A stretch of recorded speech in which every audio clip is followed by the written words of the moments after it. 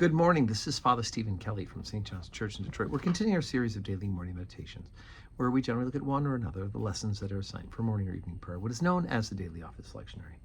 Today for Saturday, let's go ahead and take a look at the lesson again assigned for morning prayer, the second lesson, which is the Gospel of St. Mark. We're working our way through it. We're already up to chapter 4, beginning at verse 30. And he said, "Whereunto shall we liken the kingdom of God? Or with what comparison shall we compare it?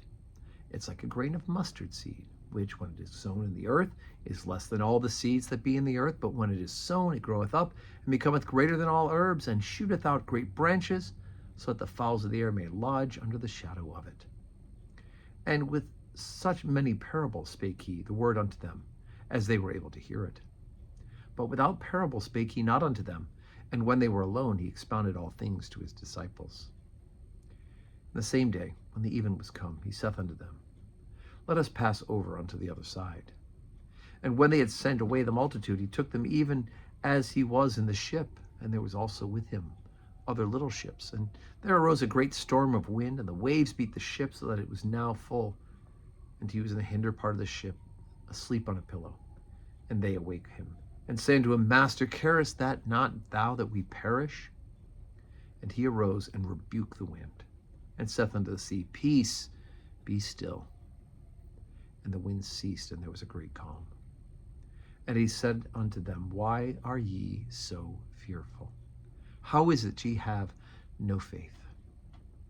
And they feared exceedingly, and said one to another, What manner of man is this, that even the wind and the sea obey him? Okay, so, they've already seen miracles of healing and leprosy healed and demons driven out. But my goodness, not only teaching with power and explaining to the insiders the meaning of these parables, which will, of course, be exposed to all the rest of us now on this side of the cross and empty grave, but also the reality that he controls the wind and the sea, right? You got to get from one place to another. And if you're with Jesus, you can be in the worst storm. As long as you stay with Jesus, you will be okay. Now, Jesus obviously was not concerned by the storm. He was sleeping right through it. But of course, at their intercession, at their request, he does still calm the sea. So, first of all, when we're in the stormy part of life, we know that if we're with Jesus, we'll be safe, right? Going through the storm. And then in this case, they ask Jesus, and he stills the storm. Now, I wish I could tell you that every time you ask Jesus for help in the hard and stormy times of life, that it'll suddenly be calm and still. And that may not always be true. But I can promise you what will always be true. What will always be true is that even when it's a storm, even when it's the chaos time, Jesus is right there with you. And as long as you stick with him, as long as you stay in the boat with him, you will be safe. You'll be saved. So when we get into all the tempestuous temptations and chaos of life, stay close to Jesus. Know that he cares for you. And, of course, ask him for help. So today is a Saturday. No public worship again today. Some days, Saturdays we do. Today we do not.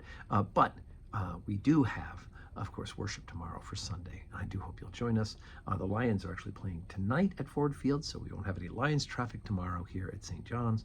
So it'll be straight shot in and out.